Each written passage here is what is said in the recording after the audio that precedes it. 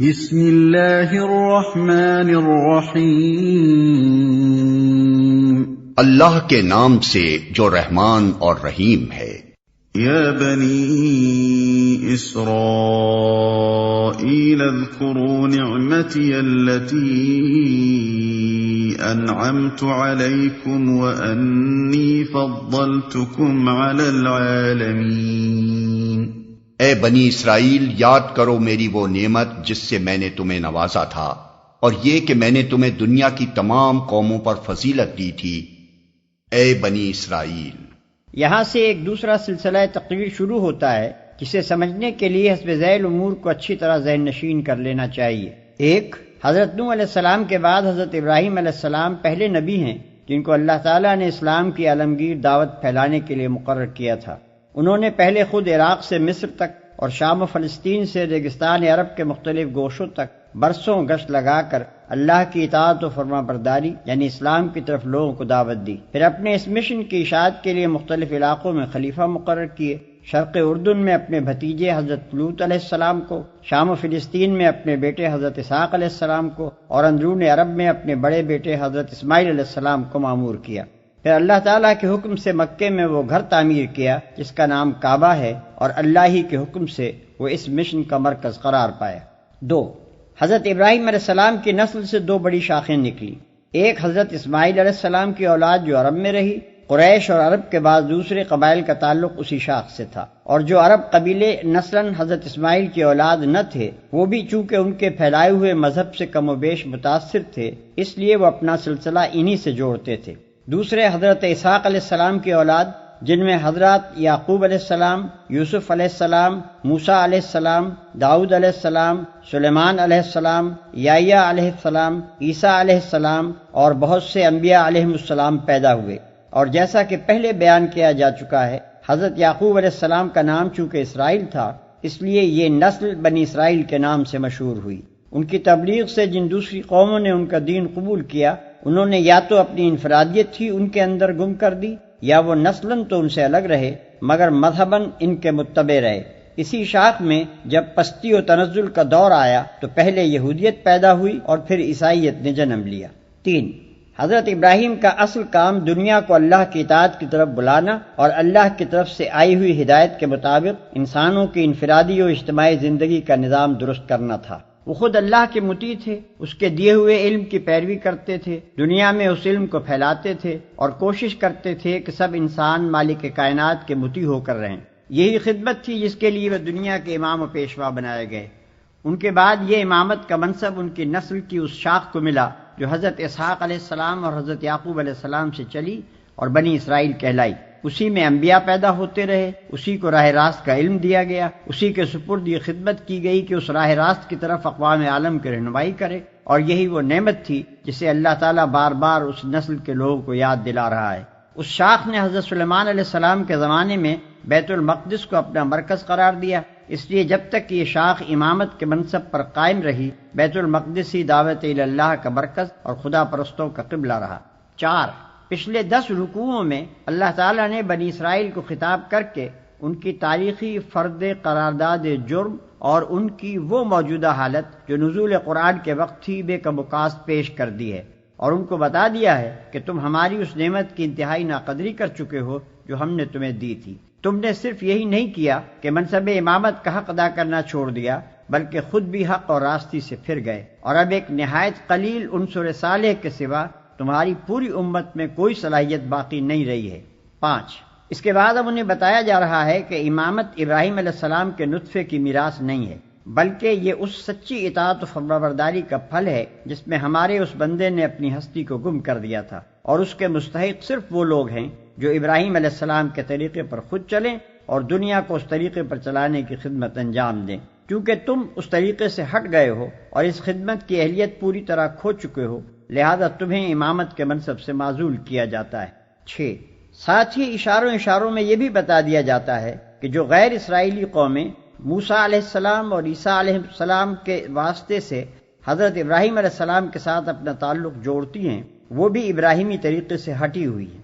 نیز مشرکین عرب بھی جو ابراہیم و اسماعیل علیہ السلام سے اپنے تعلق پر فخر کرتے ہیں، محض نسل و نسب کے فخر کو لیے بیٹھے ہیں۔ ورنہ ابراہیم و اسماعیل علیہ السلام کے طریقے سے اب ان کو دور کا واسطہ بھی نہیں رہا ہے، لہذا ان میں سے کوئی بھی امامت کا مستحق نہیں ہے۔ 7، پھر یہ بات ارشاد ہوتی ہے کہ اب ہم نے ابراہیم علیہ السلام کی دوسری شاخ بنی اسماعیل میں وہ رسول پیدا کیا ہے جس کے لیے ابراہیم علیہ السلام اور اسماعیل علیہ السلام نے دعا کی تھی۔ اس کا طریقہ وہی ہے جو ابراہیم علیہ السلام، اسماعیل علیہ السلام، اسحاق علیہ السلام، یعقوب علیہ السلام اور دوسرے تمام انبیاء کا تھا۔ وہ اور اس کے پیرو تمام ان پیغمبروں کی تصدیق کرتے ہیں جو دنیا میں خدا کی طرف سے آئے ہیں اور اسی راستے کی طرف دنیا کو بلاتے ہیں جس کی طرف سارے انبیاء دعوت دیتے چلے آئے ہیں، لہذا اب امامت کے مستحق صرف وہ لوگ ہیں جو اس رسول کی پیروی کریں۔ 8، تبدیل امامت کا اعلان ہونے کے ساتھ ہی قدرتی طور پر تحویل قبلہ کا اعلان ہونا بھی ضروری تھا۔ جب تک بنی اسرائیل کی امامت کا دور تھا، بیت المقدس مرکز دعوت رہا اور وہی قبلہ اہل حق بھی رہا۔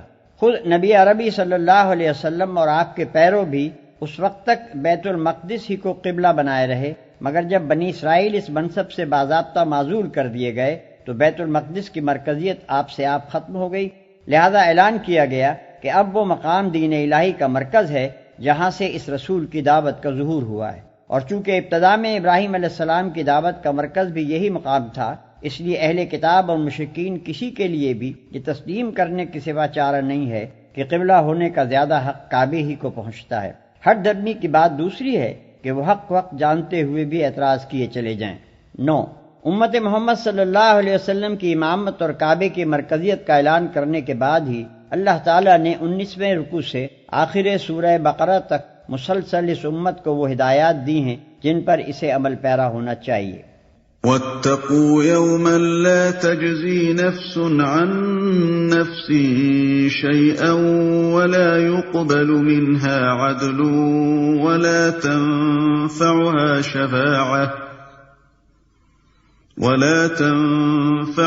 شَفَاعَةٌ وَلَا هُمْ يُنصَرُونَ۔ اور ڈرو اس دن سے جب کوئی کسی کے ذرا کام نہ آئے گا، نہ کسی سے فدیہ قبول کیا جائے گا، نہ کوئی سفارش ہی آدمی کو فائدہ دے گی، اور نہ مجرموں کو کہیں سے کوئی مدد پہنچ سکے گی۔ وَإِذِ ابْتَلَىٰ إِبْرَاهِيمَ رَبُّهُ بِكَلِمَاتٍ فَأَتَمَّهُنَّ قَالَ إِنِّي جَاعِلُكَ لِلنَّاسِ إِمَامًا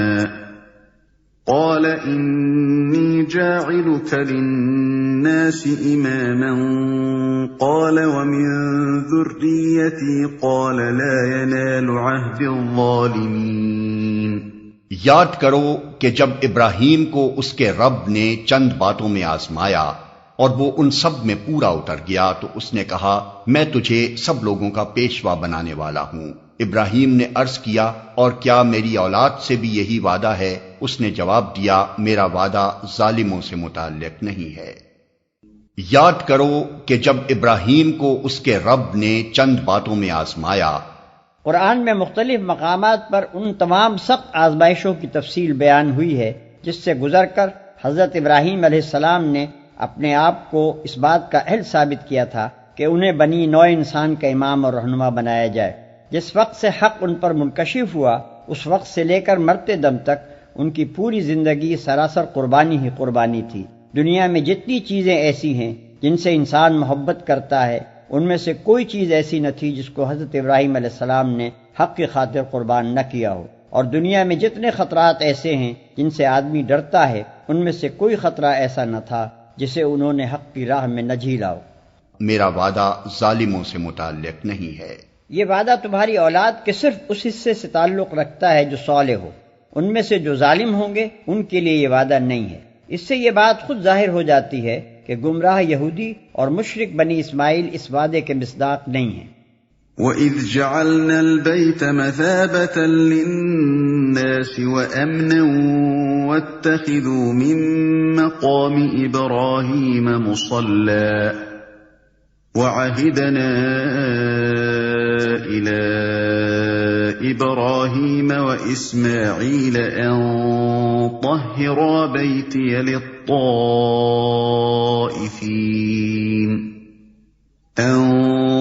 طهرا بيتي للطائفين والعاكفين والركع السجود. اور ہم نے اس گھر کعبے کو لوگوں کے لیے مرکز اور امن کی جگہ قرار دیا تھا، اور لوگوں کو حکم دیا تھا کہ ابراہیم جہاں عبادت کے لیے کھڑا ہوتا ہے اس مقام کو مستقل جائے نماز بنا لو، اور ابراہیم اور اسماعیل کو تاکید کی تھی کہ میرے اس گھر کو طواف اور اعتکاف اور رکوع اور سجدہ کرنے والوں کے لیے پاک رکھو. پاک رکھنے سے مراد صرف یہی نہیں ہے کہ کوڑے کرکٹ سے اسے پاک رکھا جائے.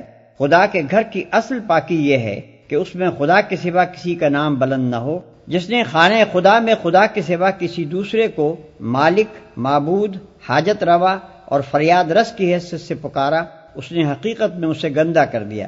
یہ آیت ایک نہایت لطیف طریقے سے مشرکین قریش کے جرم کی طرف اشارہ کر رہی ہے کہ یہ ظالم لوگ ابراہیم علیہ السلام اور اسماعیل علیہ السلام کے وارث ہونے پر فخر تو کرتے ہیں، مگر وراثت کا حق ادا کرنے کے بجائے الٹا اس حق کو پامال کر رہے ہیں.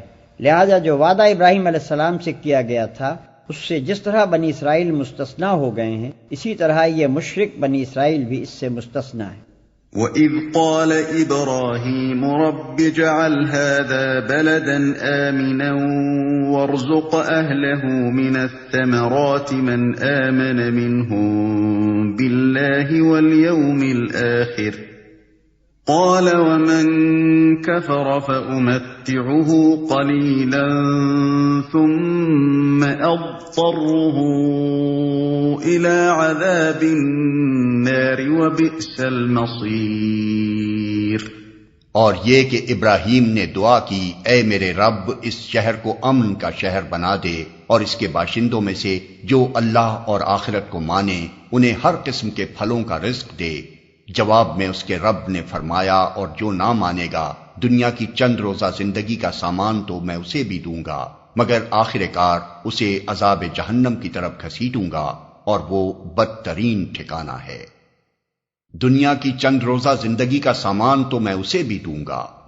حضرت ابراہیم علیہ السلام نے جب منصب امامت کے متعلق پوچھا تھا تو ارشاد ہوا تھا کہ اس منصب کا وعدہ تمہاری اولاد کے صرف مومن و صالح لوگوں کے لیے ہے، ظالم اس سے مستثنا ہیں. اس کے بعد حضرت ابراہیم علیہ السلام رزق کے لیے دعا کرنے لگے تو سابق فرمان کو پیش نظر رکھ کر انہوں نے صرف اپنی مومن اولاد ہی کے لیے دعا کی، مگر اللہ تعالیٰ نے جواب میں اس غلط فہمی کو فوراً رفع فرما دیا اور انہیں بتایا کہ امامت صالحہ اور چیز ہے اور رزق دنیا دوسری چیز. امامت صالحہ صرف مومنین صالحین کو ملے گی، مگر رزق دنیا مومن و کافر سب کو دیا جائے گا. اس سے یہ بات خود بخود نکل آئی کہ اگر کسی کو رزق دنیا فراوانی کے ساتھ مل رہا ہو تو وہ اس غلط فہمی میں نہ پڑے کہ اللہ اس سے راضی بھی ہے اور وہی خدا کی طرف سے پیشوائی کا مستحق بھی ہے. وَإِذْ يَرْفَعُ إِبْرَاهِيمُ الْقَوَاعِدَ مِنَ الْبَيْتِ وَإِسْمَاعِيلُ رَبَّنَا تَقَبَّلْ مِنَّا إِنَّكَ أَنْتَ السَّمِيعُ الْعَلِيمُ. اور یاد کرو ابراہیم اور اسماعیل جب اس گھر کی دیواریں اٹھا رہے تھے تو دعا کرتے جاتے تھے، اے ہمارے رب ہم سے یہ خدمت قبول فرما لے، تو سب کی سننے اور سب کچھ جاننے والا ہے. ربنا واجعلنا مسلمين لك ومن ذريتنا أمة مسلمة لك وأرنا مناسكنا وتب علينا إنك أنت التواب الرحيم. اے رب ہم دونوں کو اپنا مسلم بنا، ہماری نسل سے ایک ایسی قوم اٹھا جو تیری مسلم ہو، ہمیں اپنی عبادت کے طریقے بتا اور ہماری کوتاہیوں سے درگزر فرما، تو بڑا معاف کرنے والا اور رحم فرمانے والا ہے. ربنا وابعث فيهم رسولا منهم يتلو عليهم آياتك ويعلمهم الكتاب والحكمة ويزكيهم إنك أنت العزيز الحكيم. اور اے رب ان لوگوں میں خود انہی کی قوم سے ایک ایسا رسول اٹھائیو جو انہیں تیری آیات سنائے، ان کو کتاب اور حکمت کی تعلیم دے اور ان کی زندگیاں سنوارے. تو بڑا مقتدر اور حکیم ہے۔ ان کو کتاب اور حکمت کی تعلیم دے اور ان کی زندگیاں سنوارے۔ زندگی سنوارنے میں خیالات، اخلاق، عادات، معاشرت، تمدن، سیاست، غرض ہر چیز کو سنوارنا شامل ہے۔ تو بڑا مقتدر اور حکیم ہے۔ اس سے یہ بتانا مقصود ہے کہ محمد صلی اللہ علیہ وسلم کا ظہور دراصل حضرت ابراہیم علیہ السلام کی دعا کا جواب ہے۔ وَمَن يَرْغَبُ عَن مِّلَّةِ إِبْرَاهِيمَ إِلَّا مَن سَفِهَ نَفْسَهُ وَلَقَدِ اصْطَفَيْنَاهُ فِي الدُّنْيَا وَإِنَّهُ فِي الْآخِرَةِ لَمِنَ الصَّالِحِينَ۔ اب کون ہے جو ابراہیم کے طریقے سے نفرت کرے؟ جس نے خود اپنے آپ کو حماقت و جہالت میں مبتلا کر لیا ہو، اس کے سوا کون یہ حرکت کر سکتا ہے؟ ابراہیم تو وہ شخص ہے جس کو ہم نے دنیا میں اپنے کام کے لیے چن لیا تھا اور آخرت میں اس کا شمار صالحین میں ہوگا۔ اذ قال له ربه اسلم قال اسلمت لرب العالمین۔ اس کا حال یہ تھا کہ جب اس کے رب نے اس سے کہا مسلم ہو جا تو اس نے فوراً کہا میں مالک کائنات کا مسلم ہو گیا۔ مسلم ہو جا، مسلم وہ جو خدا کے آگے سر اطاعت خم کر دے، خدا ہی کو اپنا مالک، آقا، حاکم اور معبود مان لے، جو اپنے آپ کو بالکلیہ خدا کے سپرد کر دے اور اس ہدایت کے مطابق دنیا میں زندگی بسر کرے جو خدا کی طرف سے آئی ہو۔ اس عقیدے اور اس طرز عمل کا نام اسلام ہے، اور یہی تمام انبیاء کا دین تھا جو ابتدائے آفرینش سے دنیا کے مختلف ملکوں اور قوموں میں آئے۔ وَوَصَّى بِهَا إِبْرَاهِيمُ بَنِيهِ وَيَعْقُوبُ يَا بَنِيَّ إِنَّ اللَّهَ اصْطَفَى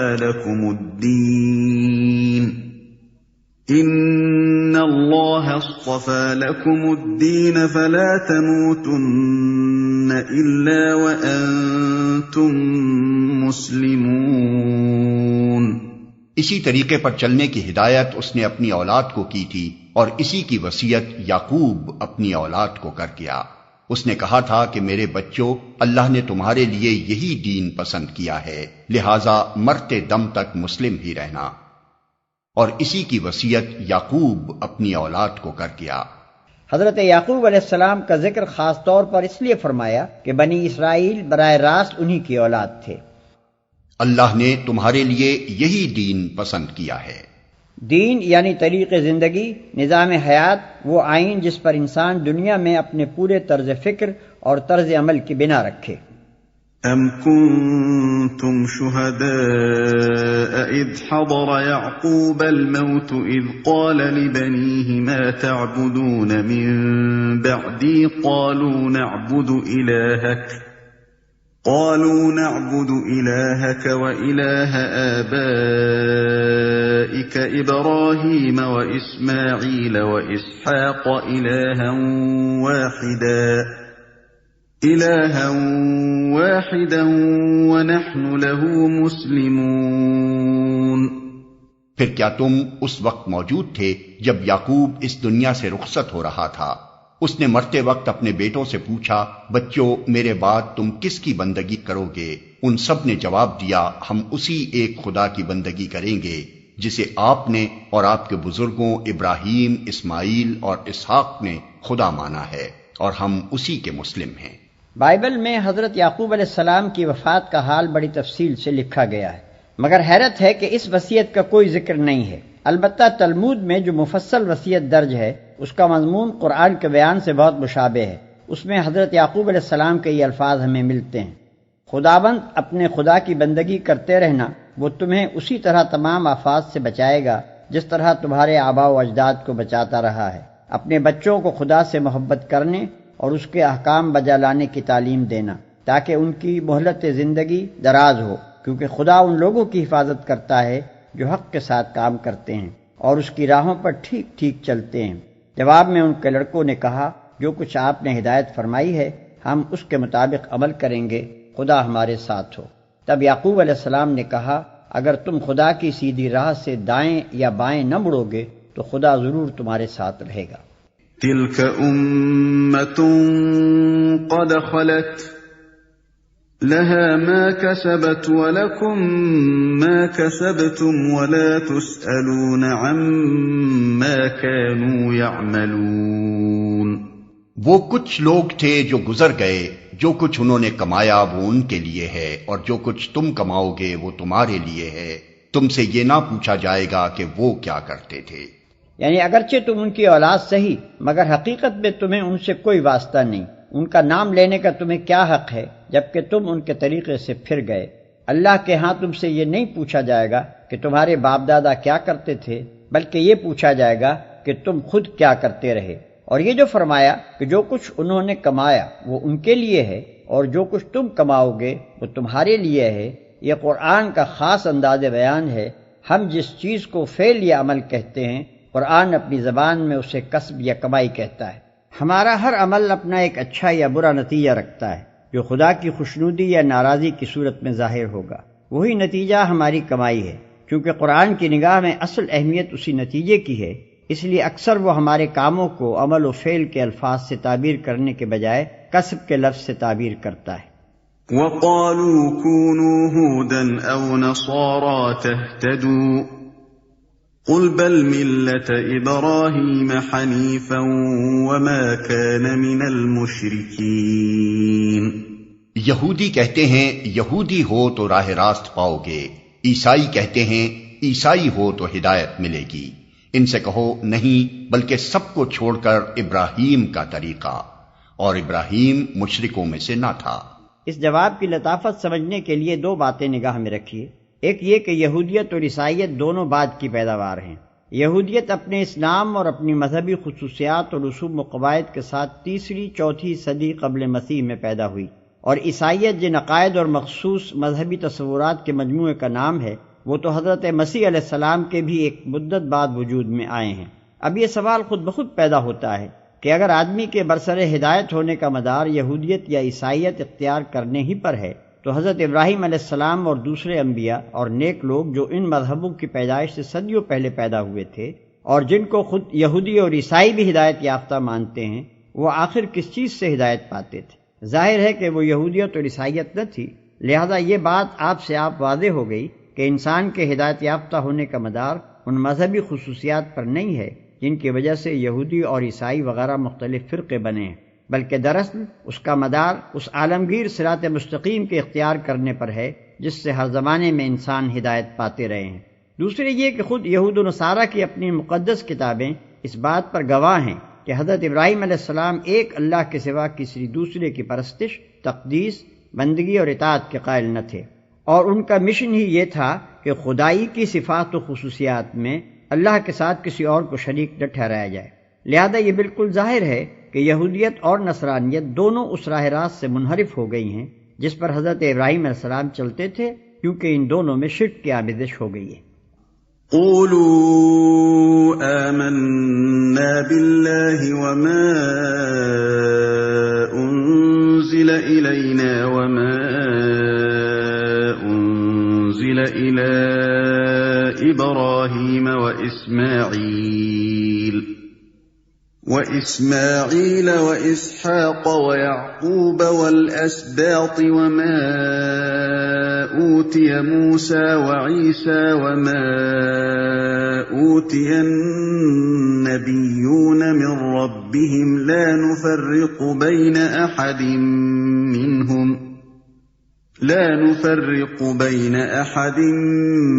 منهم ونحن له مسلمون۔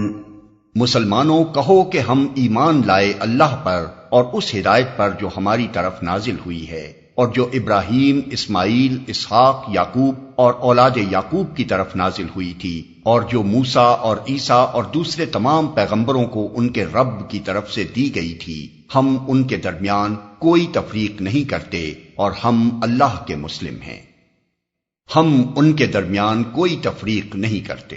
پیغمبروں کے درمیان تفریق نہ کرنے کا مطلب یہ ہے کہ ہم ان کے درمیان اس لحاظ سے فرق نہیں کرتے کہ فلاں حق پر تھا اور فلاں حق پر نہ تھا، یا یہ کہ ہم فلاں کو مانتے ہیں اور فلاں کو نہیں مانتے۔ ظاہر ہے کہ خدا کی طرف سے جتنے پیغمبر بھی آئے ہیں سب کے سب ایک ہی صداقت اور ایک ہی راہ راست کی طرف بلانے آئے ہیں، لہذا جو شخص صحیح معنی میں حق پرست ہے اس کے لیے تمام پیغمبروں کو برحق تسلیم کیے بغیر چارہ نہیں۔ جو لوگ کسی پیغمبر کو مانتے اور کسی کا انکار کرتے ہیں وہ حقیقت میں اس پیغمبر کے بھی پیرو نہیں ہیں جسے وہ مانتے ہیں، کیونکہ انہوں نے دراصل اس عالمگیر صراط مستقیم کو نہیں پایا ہے جسے حضرت موسیٰ علیہ السلام یا عیسیٰ علیہ السلام یا کسی دوسرے پیغمبر نے پیش کیا تھا، بلکہ وہ محض باپ دادا کی تقلید میں ایک پیغمبر کو مان رہے ہیں۔ ان کا اصل مذہب نسل پرستی کا تعصب اور آباء و اجداد کی اندھی تقلید ہے، نہ کہ کسی پیغمبر کی پیروی۔ فَإِنْ آمَنُوا بِمِثْلِ مَا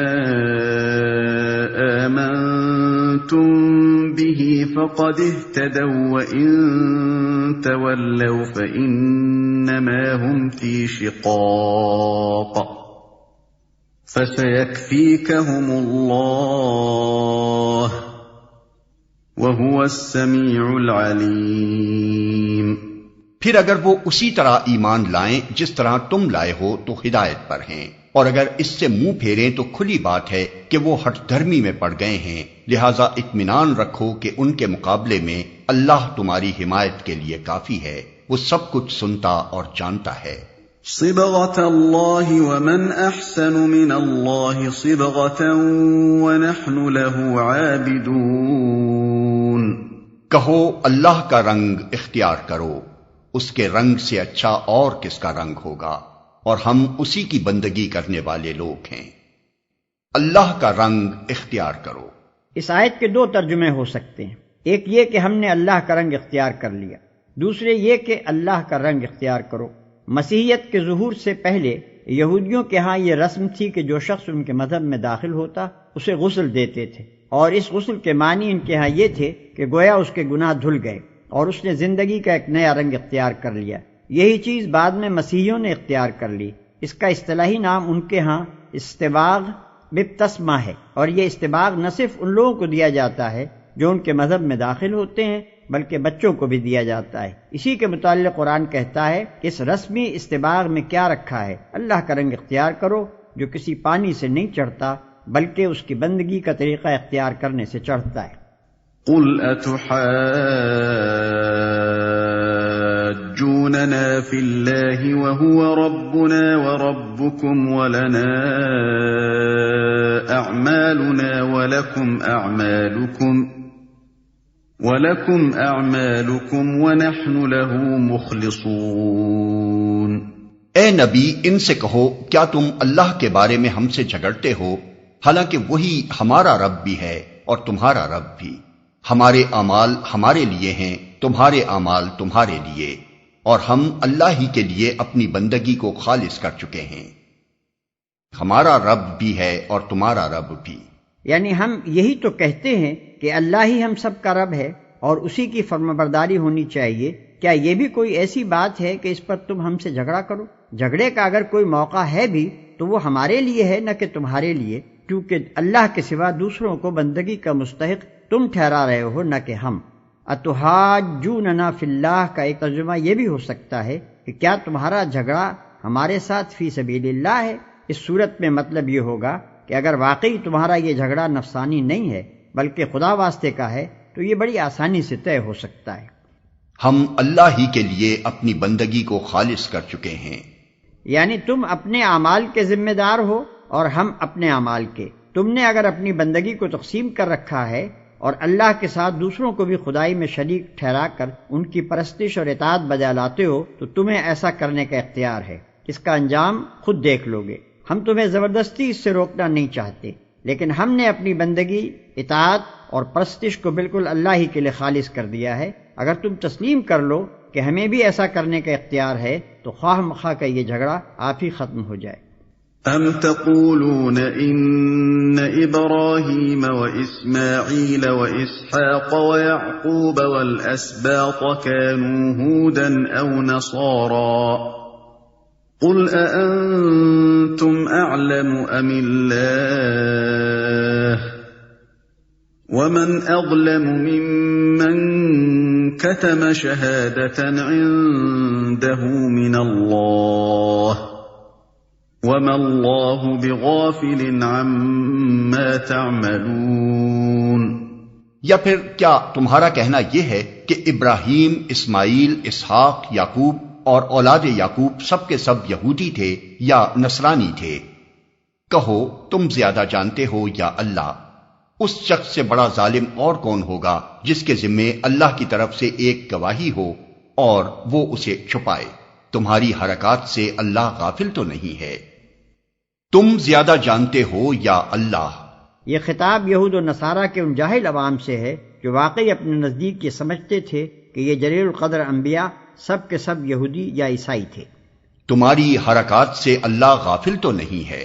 یہ خطاب ان کے علماء سے ہے جو خود بھی اس حقیقت سے ناواقف نہ تھے کہ یہودیت اور عیسائیت اپنی موجودہ خصوصیات کے ساتھ بہت بعد میں پیدا ہوئی ہیں، مگر اس کے باوجود وہ حق کو اپنے ہی فرقوں میں محدود سمجھتے تھے اور عوام کو اس غلط فہمی میں مبتلا رکھتے تھے کہ انبیاء کے مدتوں بعد جو عقیدے، جو طریقے اور جو اجتہادی ضابطے اور قاعدے ان کے فقہا، صوفیہ اور متکلمین نے وضع کیے، انہی کی پیروی پر انسان کی فلاح اور نجات کا مدار ہے۔ ان علماء سے جب پوچھا جاتا تھا کہ اگر یہی بات ہے تو حضرت ابراہیم، اسحاق، یعقوب وغیرہ انبیاء علیہم السلام آخر تمہارے ان فرقوں میں سے کس سے تعلق رکھتے تھے؟ تو وہ اس کا جواب دینے سے گریز کرتے تھے، کیونکہ ان کا علم انہیں یہ کہنے کی تو اجازت نہ دیتا تھا کہ ان بزرگوں کا تعلق ہمارے ہی فرقے سے تھا، لیکن اگر وہ صاف الفاظ میں یہ مان لیتے کہ یہ انبیاء نہ یہودی تھے نہ عیسائی تو پھر ان کی حجت ہی ختم ہوئی جاتی تھی۔ تلك أمة قد خلت لها ما كسبت ولكم ما كسبتم ولا تسألون عما كانوا يعملون۔ وہ کچھ لوگ تھے جو گزر چکے، ان کی کمائی ان کے لیے تھی اور تمہاری کمائی تمہارے لیے، تم سے ان کے اعمال کے متعلق سوال نہیں ہوگا۔ سيقول السفهاء من الناس ما ولاهم عن قبلتهم التي كانوا عليها قل لله المشرق والمغرب يهدي من يشاء إلى صراط مستقيم۔ نادان لوگ ضرور کہیں گے انہیں کیا ہوا کہ پہلے یہ جس قبلے کی طرف رخ کر کے نماز پڑھتے تھے اس سے یکا یک پھر گئے۔ اے نبی ان سے کہو مشرق اور مغرب سب اللہ کے ہیں، اللہ جسے چاہتا ہے سیدھی راہ دکھا دیتا ہے، اس سے یکا یک پھر گئے۔ نبی صلی اللہ علیہ وسلم ہجرت کے بعد مدینہ طیبہ میں 16 یا 17 مہینے تک بیت المقدس کی طرف رخ کر کے نماز پڑھتے رہے، پھر کعبے کی طرف منہ کر کے نماز پڑھنے کا حکم آیا جس کی تفصیل آگے آتی ہے۔ اللہ جسے چاہتا ہے سیدھی راہ دکھا دیتا ہے۔ یہ ان نادانوں کے اعتراض کا پہلا جواب ہے۔ ان کے دماغ تنگ تھے، نظر محدود تھی، سمت اور مقام کے بندے بنے ہوئے تھے۔ ان کا گمان یہ تھا کہ خدا کسی خاص سمت میں مقید ہے، اس لیے سب سے پہلے ان کے جاہلانہ اعتراض کی تردید میں یہی فرمایا گیا کہ مشرق اور مغرب سب اللہ کے ہیں۔ کسی سمت کو قبلہ بنانے کے معنی یہ نہیں ہے کہ اللہ اسی طرف ہے۔ جن لوگوں کو اللہ نے ہدایت بخشی ہے وہ اس قسم کی تنگ نظریوں سے بالا تر ہوتے ہیں اور ان کے لیے عالمگیر حقیقتوں کے ادراک کی راہ کھل جاتی ہے۔ وَكَذَلِكَ جَعَلْنَاكُمْ أُمَّةً وَسَطًا لِتَكُونُوا شُهَدَاءَ عَلَى النَّاسِ وَيَكُونَ الرَّسُولُ عَلَيْكُمْ شَهِيدًا وَمَا جَعَلْنَا الْقِبْلَةَ الَّتِي كُنْتَ عَلَيْهَا إِلَّا لِنَعْلَمَ مَنْ يَتَّبِعُ الرَّسُولَ مِمَّنْ يَنْقَلِبُ عَلَى عَقِبَيْهِ وَإِنْ كَانَتْ لَكَبِيرَةً إِلَّا عَلَى الَّذِينَ هَدَى اللَّهُ وَمَا كَانَ اللَّهُ لِيُضِيعَ إِيمَانَكُمْ إِنَّ اللَّهَ بِالنَّاسِ لَرَءُوفٌ رَحِيمٌ۔ اور اسی طرح تو ہم نے تمہیں ایک امت وسط بنایا ہے تاکہ تم دنیا کے لوگوں پر گواہ ہو اور رسول تم پر گواہ ہو۔ پہلے جس طرف تم رخ کرتے تھے اس کو تو ہم نے صرف یہ دیکھنے کے لیے قبلہ مقرر کیا تھا کہ کون رسول کی پیروی کرتا ہے اور کون الٹا پھر جاتا ہے۔ یہ معاملہ تھا تو بڑا سخت، مگر ان لوگوں کے لیے کچھ بھی سخت ثابت نہ ہوا جو اللہ کی ہدایت سے فیض یاب تھے۔ اللہ تمہارے اس ایمان کو ہرگز ضائع نہ کرے گا، یقین جانو کہ وہ لوگوں کے حق میں نہایت شفیق و رحیم ہے، اور رسول تم پر گواہ ہو۔ یہ امت محمد صلی اللہ علیہ وسلم کی امامت کا اعلان ہے۔ اسی طرح کا اشارہ دونوں طرف، اللہ کی اس رہنمائی کی طرف بھی جس سے محمد صلی اللہ علیہ وسلم کی پیروی قبول کرنے والوں کو سیدھی راہ معلوم ہوئی، اور وہ ترقی کرتے کرتے اس مرتبے پر پہنچے کہ امت وسط قرار دیے گئے، اور تحویل قبلہ کی طرف بھی کہ نادان اسے محض ایک سمت سے دوسری سمت کی طرف پھرنا سمجھ رہے ہیں، حالانکہ دراصل بیت المقدس سے کعبے کی طرف سمت قبلہ کا پھرنا یہ معنی رکھتا ہے کہ اللہ نے بنی اسرائیل کو دنیا کی پیشوائی کے منصب سے باضابطہ معزول کیا اور امت محمدیہ صلی اللہ علیہ وسلم کو اس پر فائز کر دیا۔ امت وسط کا لفظ اس قدر وسیع معنویت اپنے اندر رکھتا ہے کہ کسی دوسرے لفظ سے اس کے ترجمے کا حق ادا نہیں کیا جا سکتا۔ اس سے مراد ایک ایسا اعلیٰ اور اشرف گروہ ہے جو عدل و انصاف اور توسط کی روش پر قائم ہو، جو دنیا کی قوموں کے درمیان صدر کی حیثیت رکھتا ہو، جس کا تعلق سب کے ساتھ یکساں حق اور راستی کا تعلق ہو اور ناحق ناروا تعلق کسی سے نہ ہو۔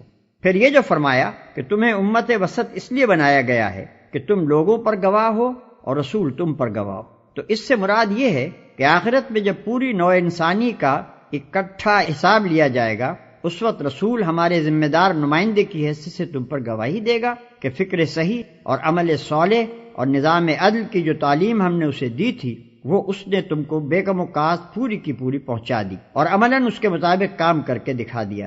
اس کے بعد رسول کے قائم مقام ہونے کی حیثیت سے تم کو عام انسانوں پر گواہ کی حیثیت سے اٹھنا ہوگا، اور یہ شہادت دینی ہوگی کہ رسول نے جو کچھ تمہیں پہنچایا تھا وہ تم نے انہیں پہنچانے میں، اور جو کچھ رسول نے تمہیں دکھایا تھا وہ تم نے انہیں دکھانے میں اپنی حد تک کوئی کوتاہی نہیں کی۔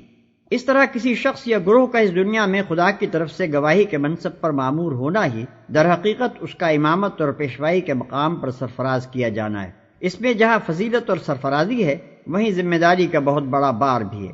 اس کے معنی یہ ہے کہ جس طرح رسول اللہ صلی اللہ علیہ وسلم اس امت کے لیے خدا ترسی، راست روی، عدالت اور حق پرستی کی زندہ شہادت بنے، اسی طرح اس امت کو بھی تمام دنیا کے لیے زندہ شہادت بننا چاہیے، حتیٰ کہ اس کے قول اور عمل اور برتاؤ ہر چیز کو دیکھ کر دنیا کو معلوم ہو کہ خدا ترسی اسی کا نام ہے، راست روی یہ ہے، عدالت اس کو کہتے ہیں، اور حق پرستی ایسی ہوتی ہے۔ پھر اس کے معنی یہ بھی ہیں کہ جس طرح خدا کی ہدایت ہم تک پہنچانے کے لیے رسول اللہ صلی اللہ علیہ وسلم کی ذمہ داری بڑی سخت تھی، حتیٰ کہ اگر وہ اس میں ذرا سی کوتاہی بھی کرتے تو خدا کے ہاں ماخوذ ہوتے، اسی طرح دنیا کے عام انسانوں تک اس ہدایت کو پہنچانے کی نہایت سخت ذمہ داری ہم پر عائد ہوتی ہے۔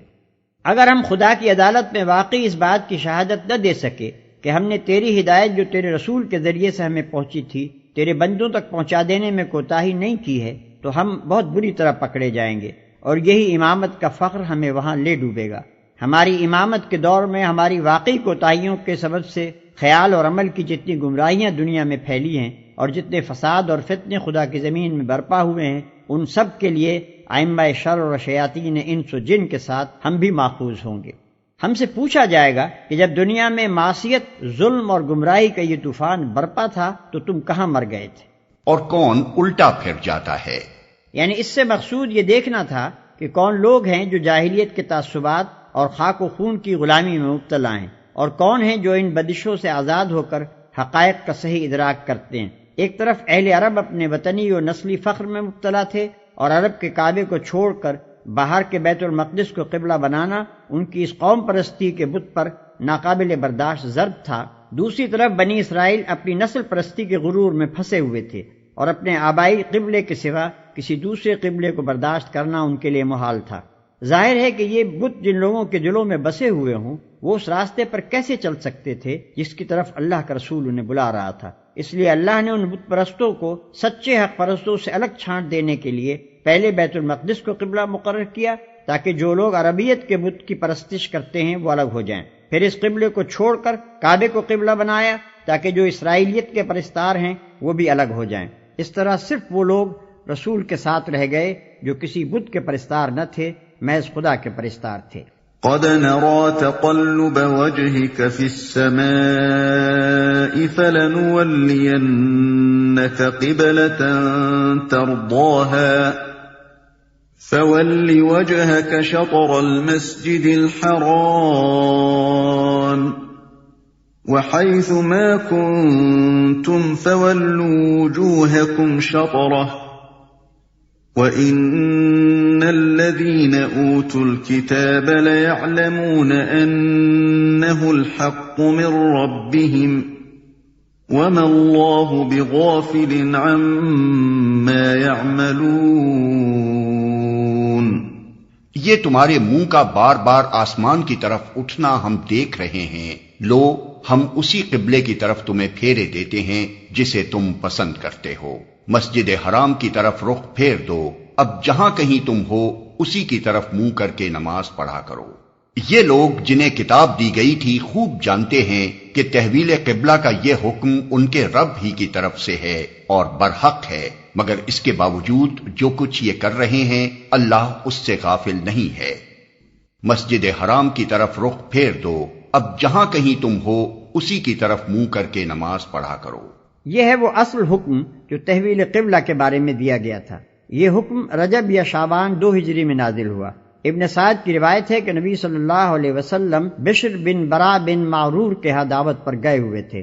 وہاں ظہر کا وقت آ گیا اور آپ لوگوں کو نماز پڑھانے کھڑے ہوئے۔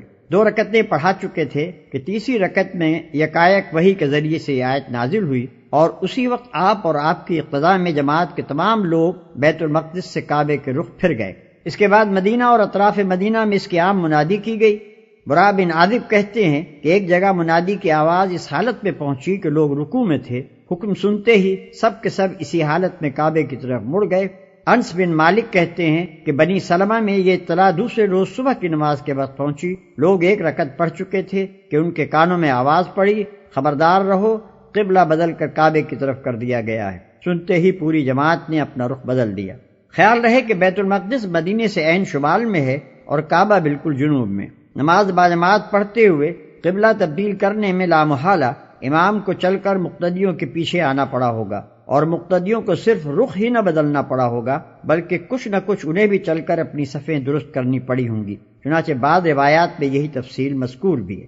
اور یہ جو فرمایا کہ ہم تمہارے منہ کا بار بار آسمان کی طرف اٹھنا دیکھ رہے ہیں، اور یہ کہ ہم اسی قبلے کی طرف تمہیں پھیرے دیتے ہیں جسے تم پسند کرتے ہو، اس سے صاف معلوم ہوتا ہے کہ تحویل قبلہ کا حکم آنے سے پہلے نبی صلی اللہ علیہ وسلم اس کے منتظر تھے۔ آپ خود یہ محسوس فرما رہے تھے کہ بنی اسرائیل کی امامت کا دور ختم ہو چکا ہے اور اس کے ساتھ بیت المقدس کی مرکزیت بھی رخصت ہوئی۔ اب اصل مرکز ابراہیمی کی طرف رخ کرنے کا وقت آ گیا ہے۔ مسجد حرام کے معنی ہیں حرمت اور عزت والی مسجد۔ اس سے مراد وہ عبادت گاہ ہے جس کے وسط میں خانہ کعبہ واقع ہے۔ کعبے کی طرف رخ کرنے کا مطلب یہ نہیں ہے کہ آدمی خواہ دنیا کے کسی کونے میں ہو اسے بالکل ناک کی سیدھ میں کعبے کی طرف رخ کرنا چاہیے۔ ظاہر ہے کہ ایسا کرنا ہر وقت ہر شخص کے لیے ہر جگہ مشکل ہے، اسی لیے کعبے کی طرف منہ کرنے کا حکم دیا گیا ہے، نہ کہ کعبے کی سیدھ میں۔ قرآن کی روح سے ہم اس بات کے لیے ضرور مکلف ہیں کہ حتی الامکان صحیح سمت کعبہ کی تحقیق کریں، مگر اس بات پر مکلف نہیں ہیں کہ ضرور بالکل ہی صحیح سمت معلوم کر لیں۔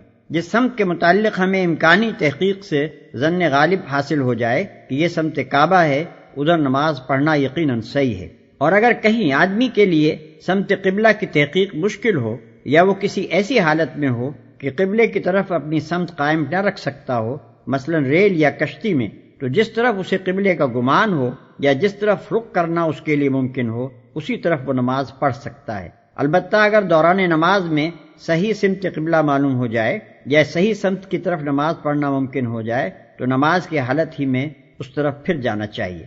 وَلَئِنْ أَتَيْتَ الَّذِينَ أُوتُوا الْكِتَابَ بِكُلِّ آيَةٍ مَا تَبِعُوا قِبْلَتَكَ وَمَا أَنْتَ بِتَابِعٍ قِبْلَتَهُمْ وَمَا بَعْضُهُمْ بِتَابِعٍ قِبْلَةَ بَعْضٍ وَلَئِنِ اتَّبَعْتَ أَهْوَاءَهُمْ